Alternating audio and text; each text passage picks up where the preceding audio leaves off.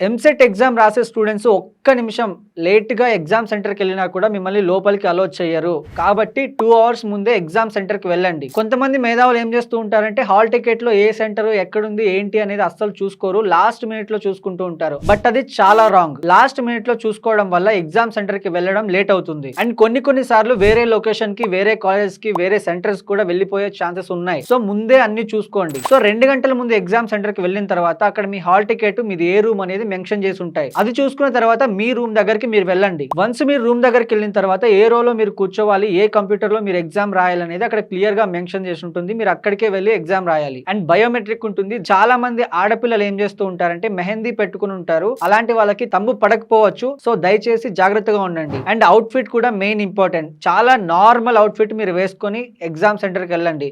కొన్ని సార్లు out fit వల్ల కూడా మిమ్మల్ని బయటికి పంపించే ఛాన్సెస్ ఉన్నాయి. అండ్ కొంతమంది మొబైల్ ఫోన్స్, బ్యాగ్స్ తీసుకెళ్తూ ఉంటారు. డోంట్ వరీ, అక్కడ మీకు లాకర్స్ ఉంటాయి. ఆ లాకర్స్ లో పెట్టుకోవచ్చు.